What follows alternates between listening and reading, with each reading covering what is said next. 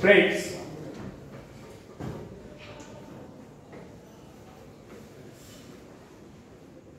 बिना मेहनत के तख्त तो ताज नहीं होते। बिना मेहनत के तख्त तो ताज नहीं होते।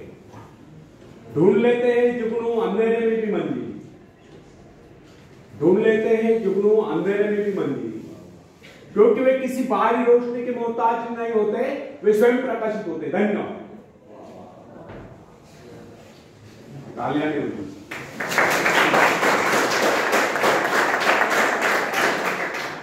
तो फ्रेंड्स, एक व्यक्ति है जिसके शरीर में स्वच्छ रक्त संचार हो रहा है, जिसके चौड़े कंधे हैं, सुंदर मजबूत दो हाथ है, जिसका वजन भी अच्छा है, जो सभी अंगों से युक्त तथा शरीर से चुस्त मस्त है, ऐसा व्यक्ति अगर दूसरों से सहायता मांगता है तो आप उसे क्या करेंगे, उसके बारे में क्या सोचेंगे? अवश्य वो सर्वांग संपन्न होकर भी अपंग कहलाएगा। आप ऐसे अपंग मत बनिए, आप सामर्थ्यवान बनकर दिखाइए, आप ऐसे बनकर दिखाए कि लोग आपसे सहायता पाने की चेष्टा करें। क्या आपको पता है कि आप जिन लोगों को जानते हैं उनमें बहुत से ऐसे हैं जिन्हें किसी दूसरों से सहायता की प्रतीक्षा है। सही बात तो यह है कि उनमें से बहुत से लोगों को इस बात का भी पता नहीं कि उन्हें जो सहायता चाहिए वो कहां से मिलने वाली है। फिर भी वे इंतजार करते और सोचते रहते कि बस अब उनका काम बनने वाला है, उन्नति के द्वार खुलने वाले हैं, कोई उनकी मदद के लिए आएगा और उनके सारे कष्ट दूर हो जाएंगे। क्या ऐसा संभव है? वास्तव में कोई किसी की सहायता करता है? ऐसे सोचने वालों ने अपने गिरेबान में झांक कर देखना चाहिए कि क्या उन्होंने किसी दूसरों की कितनी सहायता की, उन्होंने आज तक किसकी कितनी मदद की। क्या कोई ऐसा व्यक्ति है जो कहे कि उन्होंने उससे सहायता की थी इसलिए वो आज उन्नति की चोटी पर? फ्रेंड्स, यदि आपने या उन्होंने किसी दूसरों की सहायता नहीं की तो फिर किसी दूसरों से सहायता की प्रतीक्षा क्यों? ऐसे लोग केवल अपने भूल के कारण आगे बढ़ने से रुक जाते हैं। हर इंसान को चाहिए कि वह केवल अपने सहारे आगे बढ़े, लौटने के रास्ते से मुंह फेर कर बिना किसी के सहारे आगे बढ़ता जाइए। आत्मनिर्भरता से तो मनुष्य की शक्तियां विराट रूप धारण करके प्रकट होती है। आत्मविश्वास ही सफलता की नींव है। इसी आत्मविश्वास के सहारे हम दूसरों की सहायता करने में सफल हो सकते हैं। फ्रेंड्स, एक बहुत बड़े प्रबंधक का, एडमिनिस्ट्रेटर का कहना है, मैं अपने बेटे को ऐसी कंपनी में नियुक्त करना चाहता हूं जहां उसे कठिनाइयों का सामना करना पड़े, क्योंकि इससे उसकी सहन शक्ति और कुशलता विकसित।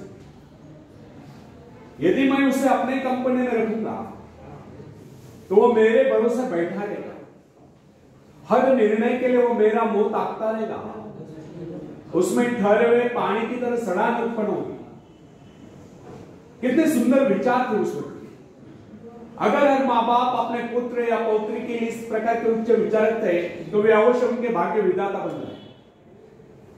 जो माँ बाप अपने बेटों या बेटियों को अधिक लाड प्यार से बिगाड़ देते कि बच्चा जब चाहे स्कूल जाए, जब चाहे छुट्टी कर ले, जब चाहे कॉलेज जाए, जब चाहे छुट्टी कर ले, जब चाहे काम पर जाए, जब चाहे छुट्टी कर ले, तो ऐसे बच्चे भविष्य में कुछ नहीं कर पाते, उनका तो भविष्य नष्ट होता है।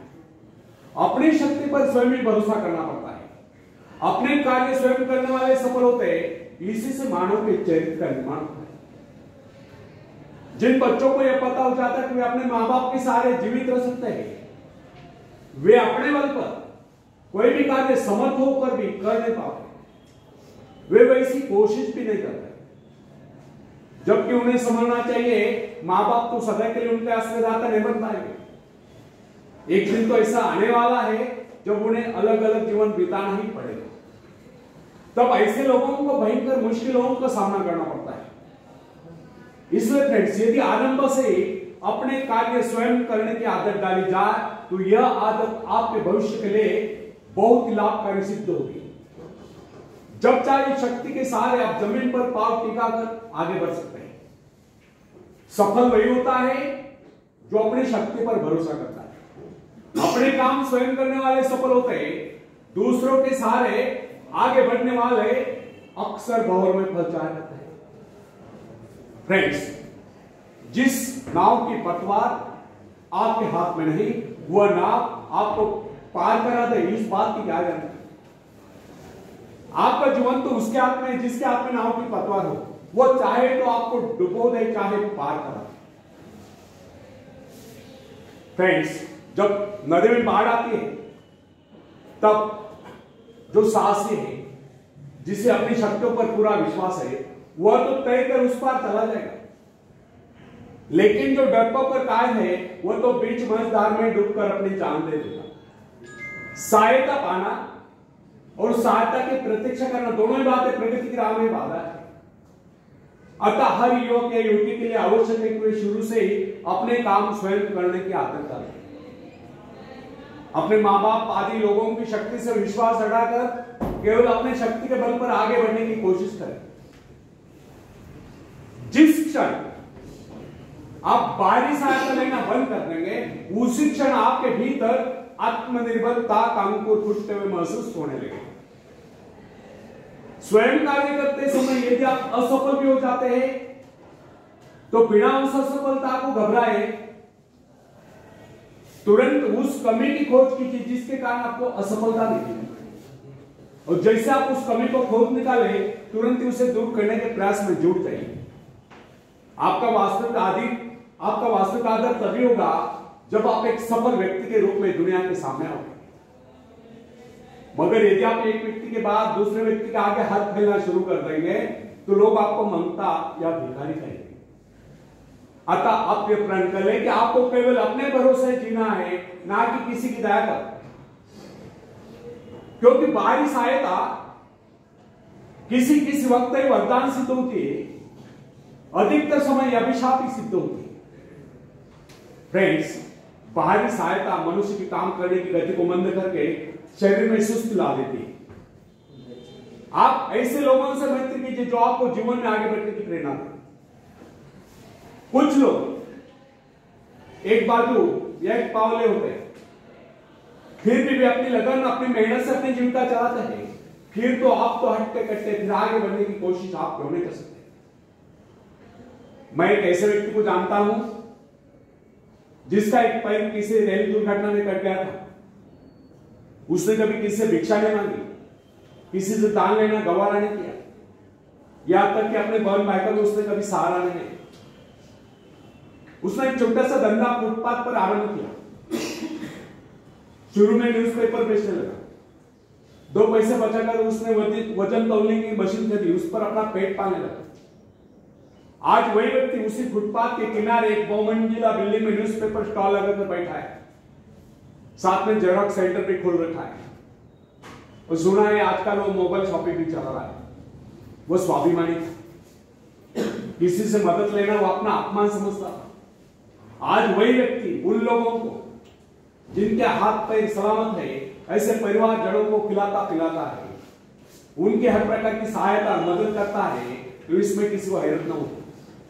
आज वो दूसरों की सहायता करने को हो चुका है। वो उन लोगों के लिए प्रेरणा स्थान है जो सर्वांग संपन्न होकर भी दूसरों से सहायता पाने की आशा रखते हैं। फ्रेंड्स, मैं केवल उस विकलांग की बात नहीं करता जिसे मैं जानता हूं। इस संसार में ऐसे बहुत से विकलांग लोग हैं जो अपनी हिम्मत से खून भी खा रहे हैं और अपने परिवार को भी पाल रहे हैं। ऐसे स्वाभिमानी, मेहनती, आत्मविश्वासी और साहसी लोगों को अपनी जीविका चलाते देखकर हमें स्वयं के विषय में सोचना चाहिए कि क्या हम पूर्णतः स्वस्थ हैं, साथ ही सभी अंगों से युक्त तथा शरीर से चुस्त मस्त होकर भी क्या हम अपने आप को समर्थ समझने का अधिकार रखते हैं। यदि हां, तो फिर किसी दूसरों से सहायता की प्रतीक्षा क्यों। कोई भी स्वस्थ तथा सर्वांग संपन्न व्यक्ति तब तक अपने आप को समर्थ समझने का अधिकार नहीं रख सकता जब तक वो समझता कि वह किसी के अधीन है। वास्तविक स्वतंत्रता एक ऐसा उपाय है जिससे मनुष्य की शक्ति दोगुनी जाती है। इस प्रकार की भावना अन्य किसी प्रकार से प्राप्त नहीं। जब कोई युवक या युवती अपने हिम्मत के सहारे किसी व्यापार में उतरता है तो उसके मन में एक श्रेष्ठ भावना अवश्य उत्पन्न होती है। यही भावना उसे प्रसन्नता प्रदान करती है। इससे पहले किसी का अधिक न हो, चाहे वो कितना ही बड़ा कारोबार क्यों न कर चुका, परंतु उसे स्वतंत्रता से अपने आत्मविश्वास के सारे साहस के साथ काम करने में एक नए आनंद का एहसास होता है।